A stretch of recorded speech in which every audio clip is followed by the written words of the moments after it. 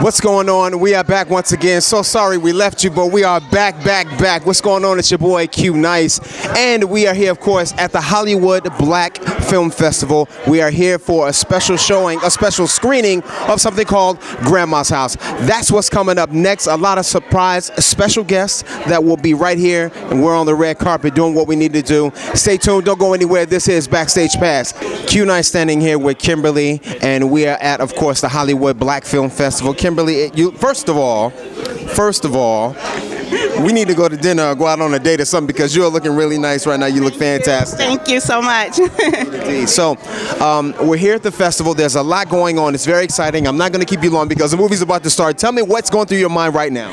I'm ready to win this festival. Grandma's House is going to win for Best Picture, Best Directing, Best Lead Actor. It's like everything. We're just winning it all. I know there's so much that's going on. What else do you have coming up for us? We have a short film TIFF coming out, which is a mother-daughter type of story where they both are struggling and battling with different addictions, and that's all I'll say about that. And also working on a feature with Corbin Branson called The Rushing Bride. We're getting ready to film that in March, so really excited about that. How you feeling tonight? This is really exciting to be here now. It's exactly it. You know, just feeling the energy, man. I mean, you know, the energy is everything, and the excitement from everyone. I'm excited. I'm definitely excited. Yeah. Are there any little secrets or tidbits or anything that you're looking for specifically inside the film? Anything you can tell us? You mean as far as like a sneak peek into the film, or like, or you mean more? Your favorite moments. Oh, favorite moments of the film. You know, there's so many in the film that I love, but those moments with Loretta and the lessons that she teaches, because she's tough, and this woman don't play.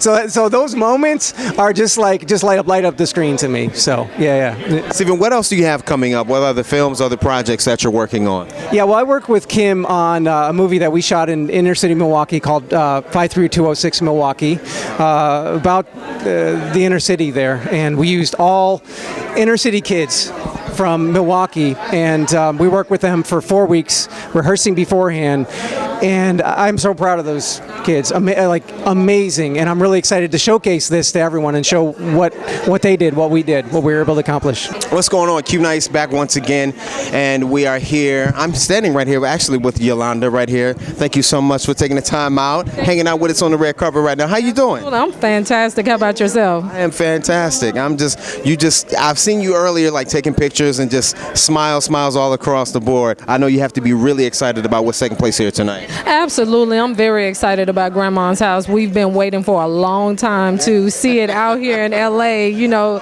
she premiered it in Milwaukee, so now that we have an opportunity to see it here, I'm so excited for Kim. Yeah. What's the most exciting part about seeing this film now, because you said it's been a minute since you've seen it and everything like that? What are you looking forward to seeing in particular?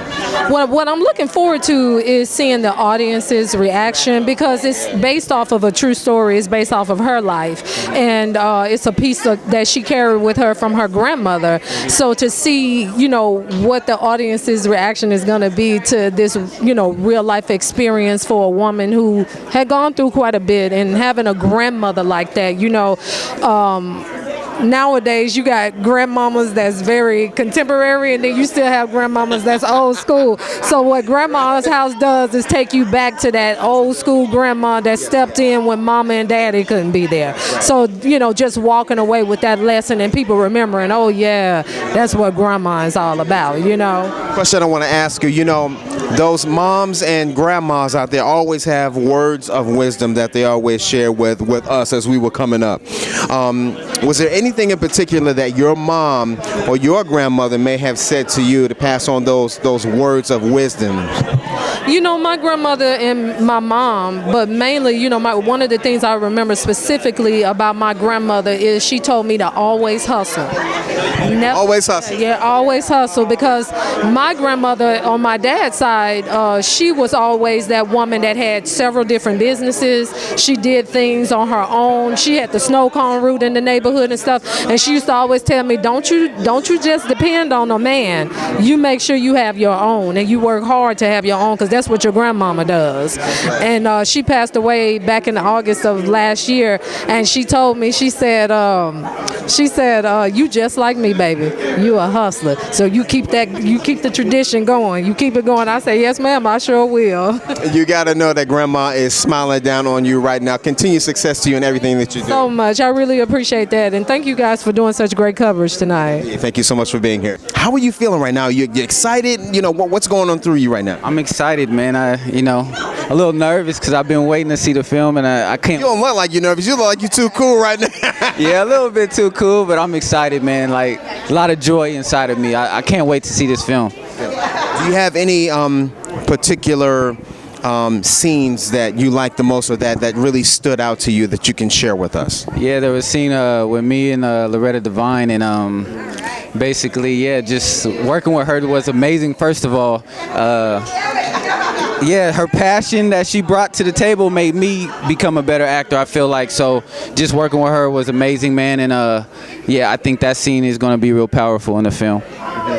Were you ever nervous when you were working with her, or was there, just like, man, can I do this, or am I ready? Did any of that go through your mind? At first I was a little nervous, but then behind the scenes she was cracking jokes a little bit, so it eased it up a little bit, maybe. Yeah, so made me have a little fun, All right, Q Nice back once again. My man Mike Felix is right here, standing there with us right now. We're at the Hollywood Black Film Festival. Bruh, it's good to see you. How you doing? Good, man.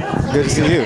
So you got this thing, this movie that we've been hearing a lot of buzz about, Grandma's House. Tell us a little bit about it. Well, it's a great movie. I mean, ultimately, it's about family. It's about the relationships that people go through, and just when you're in tough times, like at least you have your family to count on, and it's a great journey with the characters that are involved. So I'm definitely looking forward to seeing how the finishing product comes out. So how did you get involved with this film? Did it find you, or did you find it? I think it was a combination of both. Yeah. But they actually, the casting director saw my reel, and then she, ultimately booked me from that. So, and I have one scene in the movie that's, pretty, pretty, deep. So we'll see how that goes. Yeah, looking forward to it. I haven't seen anything except the trailer. So, what's going on? This is your boy DJ Q Nice. We are back once again right here, and of course, standing with me right here is the lovely Chanel. Chanel, how are you? It's good to see you. Well, thank you. How are you? I am quite well. So, let me ask you this: word has it, word on the street, that you got a few things going on right now. So, what brings you out here to the festival? Oh man, so we have TIFF coming out, which is a short film on cutting. So I'm super excited just to put some really good content out there and kind of help somebody who's struggling through some things. Right. So we definitely, you have to do that just to make sure that we cover all sides. So it's entertaining, but it's also going to help somebody. So I'm super excited about that short. So that'll be out. We just finished the editing on that, so it'll be out very shortly. Yes. And so what else is going to be taking place for you? What else is coming up and throughout the rest of this year for you? Oh man, so I have another short that I'm filming. I wish I could say more about it. But yeah. So just doing a lot of shorts so that we can make sure that we get Miss Kim Productions out there doing all the philanthropic things that they do. So just making sure we keep everything with good concepts. So good concepts, shorts, and we do have some features coming out too. So yeah, we're gonna work on those also. So what I want to talk about here, of course, is the Hollywood Black Film Festival. Tell me, what does it mean to you? It's very important for us as African Americans to put our content of movies out there, because nowadays you don't see that into the bigger spectrum of Hollywood. You know, our content of stories is very vital. It's very important for us to put our stories out there, for us to be heard, for our voices to be, you know, for people to see our stories. So I think, you know, short films is very powerful because you never know who's watching. You never know who's in the audience to have an impact upon, you know, amidst of what is happening, you know, in this present time. Storytelling is just, you know, is very vital. It's key. So us as black folks, you know, we are being stereotyped in such a negative way, you know, and I think short films, you know, portray a different picture of us, you know. So I think it's very important, you know, black films. When I come here now, apart from watching my own film, I just love to see other, you know, brothers and sisters putting their content of stories out there, because it makes me want to go out there and do likewise, you know what I'm saying? So yeah. How do you feel right now? I feel excited to see the film. I want to see, you know, how it unfolds, how it all plays out. I haven't had an opportunity to see the film yet, so I'm looking forward to see what we did. We did it a while ago, in the Cannes 2015, I believe, so I'm looking forward to it. I know since that time you've been really busy working on other projects. What else have you been doing, or what do you have coming up next? So I got a project that I did called Amateur. It's coming out on Netflix pretty soon. The boy. Netflix original. I'm one of the leads in. Amazing film. It's a coming-of-age story. It's an athletic film, sports drama. So we got that coming out. And what else? I think, I just did a few national campaign spots. So I've just been riding off that. And also I'm a writer, and I'm developing a project with my older brother who's a director. He's doing a project for Columbia. So, you know, got my hands pretty full. That's pretty good. If you need some extras there, you know, let me know, and we'll make it happen. Well, it's a lot going on here, a lot of excitement. I can only just imagine what's going through your mind, what's going through you right now. How are you feeling right now? This is literally a dream come true. I've dreamt of being part of projects that actually mean something for the black community, and even though I'm behind the scenes, which I love, this is a lot for me, but it's just doing my part. I love what I do, and if I can bring to life what someone else's vision it is, that's an instant gratification for me. So being involved with projects that have a message, that have a meaning, it sounds like that's where your core is, that's where you are. How important is that having that message in music especially, but definitely in movies? I mean, I think it's good for not only the black community, but people to see that they're not the only ones going through things.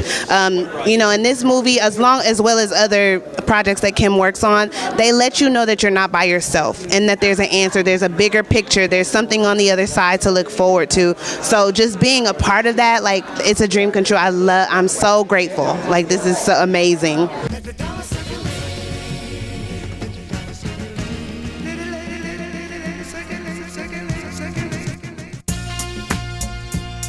I would be remiss if I did not ask y'all for just a little something on the freestyle side. I heard a little bit of singing, you know, my ear caught some of that. I don't know exactly who was doing that, but I'm just gonna hold this right here, and I'm gonna let y'all do what y'all do.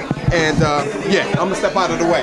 There it is. Go ahead. Make it happen. Why does the new year begin with shots from a Mac 10? And only minutes after 12, someone's life will end. New Year's ain't as happy as we try to pretend. If our resolutions consist of people wasting they win.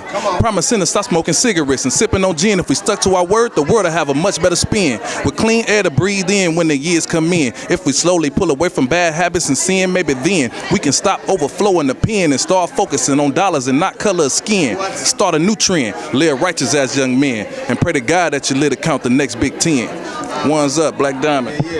All right. Check it out. Here we go. You see me out here on my grind, then you seeing my hustle.